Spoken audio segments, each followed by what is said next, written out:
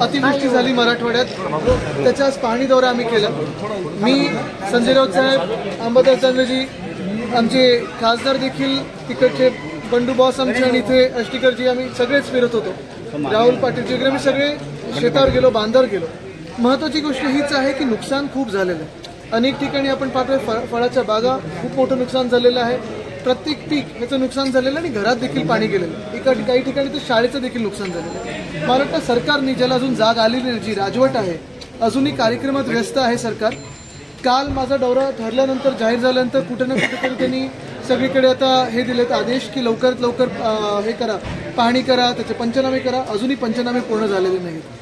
E पीक पाहणीचं जे app आहे ते कुठेही चालत नाही आहे।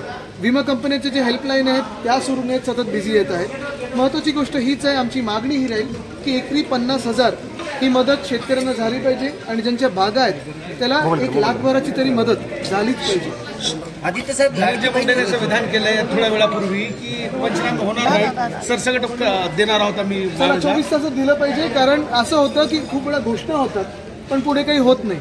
आणि काही ठिकाणी आता पंचनामे सुरू झालेत, काही ठिकाणी आता कृषी मंत्रीच बोलतात की पंचनामे होणार नाही। त्यांनी धोरण काय ते सांगावं आणि किती तुम्ही देणार हे सांगावं। एकरी 50,000 तरी दिलेच पाहिजे, आणि जसं मी सांगितलं ज्यांच्या बागा आहेत त्यांना एकरी 1,00,000 तरी दिलंच पाहिजे। साहेब, लाडकी बहीण योजना ही चालू केली आहे राज्य सरकारने, पण त्याची वेबसाईट गेली 8 दिवसापासून बंद पडत आहे, काय सांगाल? नाही, ह्याच्यात नक्की आता कोणाला मिळतंय, काय मिळतंय हे देखील ठरवं। कारण आता आपण पाहिलं असेल, कालच एका माणसाने 30 लोकांच्या अकाउंटमधून पैसे टाकले। तर हे सगळे घोळ आणि घोटाळे सुरू झालेले आहेत, कारण सरकार त्याचं केंद्रबिंदू जे आहे तिथे घोटाळा आहे या सरकारमध्ये। आणि म्हणूनच मी परत एकदा सांगेन की आता जो शेतकरी बांधव त्रस्त आहे, हैराण आहे, त्यांना आधाराची गरज आहे, एक धीर देण्याची गरज आहे, आणि त्यांना एकरी 50,000 रुपये, आणि ज्यांची बाग आहे त्यांना 1,00,000 तरी दिले पाहिजे। सुप्रीम कोर्टात उद्या होणारी सुनवाई टळली आहे, आता काय ठीक आहे, आता थांबू आम्ही। आता वर्षांवर्षाची सवय पडलेली आहे, त्याच्या आधी कदाचित निवडणूक होतील तरी देखील सुप्रीम कोर्टाकडून न्याय मिळेल अशी अपेक्षा असं म्हणावं लागतंच।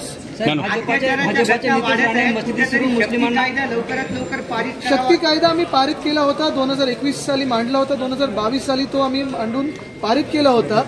त्यावेळीचे जे भाजपाल होते, भाजपाल म्हणजे भाजपचे राज्यपाल, त्यांनी राष्ट्रपती महोदयांकडे पाठवला। मध्यंतरीच्या काळात आमच्या खासदारांनी देखील राष्ट्रपती महोदयांना पत्र लिहिलेलं आहे की शक्ती कायदा पारित व्हावा लवकर। मुख्यमंत्री चेहरा कोण राहणार आहे? महाराष्ट्र हिताचा राहील।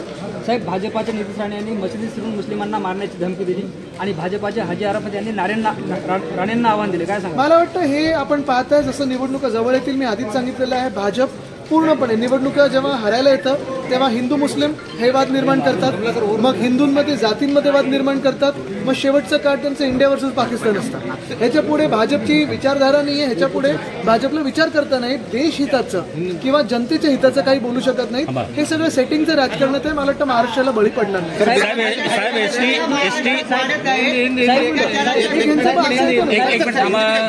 विधायक संदीप दुर्वे वो गौतम पाटिल के साथ डांस करते हुए नजर आए, क्या बताते?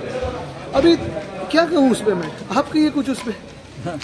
साहेब, महाराष्ट्रामध्ये एसटी महामंडळाच्या कर्मचाऱ्यांचा संप सुरू आहे, आणि महाविकास आघाडीचं सरकार असताना सुद्धा एसटी महामंडळाच्या कर्मचाऱ्यांचा संप होता, आणि गणुरुत सदावर्ते यांनी त्याला पाठिंबा दर्शवला होता, आणि आता विरोध करतायत। त्यावेळी ज्या भाजपच्या नेत्यांनी रस्त्यावर येऊन त्यांना चाव्या मारल्या होत्या, आग लावण्याचा प्रयत्न केलेला होता, आता ते कुठे आहेत?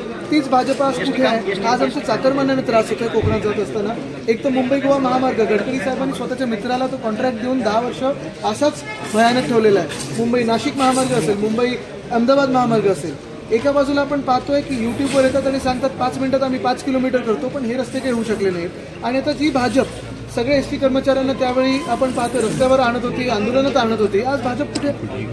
साहेब, येणाऱ्या विधानसभा निवडणुकी अनुषंगाने येणाऱ्या निवडणुकी विधानसभेबद्दल निवडणुका लागू द्या पहिलं, कारण भाजप निवडणुकच घ्यायला घाबरतं, आणि निवडणूक आयोगाला सांगून ठेवले की जोपर्यंत आम्ही सांगत नाही तोपर्यंत निवडणुका घ्यायच्या नाहीत, असं भाजप। साहेब, सदावर्ते ज्या पद्धतीनं सदावर्ते एकेरी भाषेमध्ये सर्वांचा उल्लेख करतात, आणि कुणाचाही ते मान ठेवत नाहीत, काय सांगाल? नाही, काही लोकांवर बोलत नाही, त्यांचं अपब्रिंगिंग असतं, ते घरातले संस्कार असतात, ते त्याच्यावर त्या लोकांवर बोलणं गरजेचं नसतं।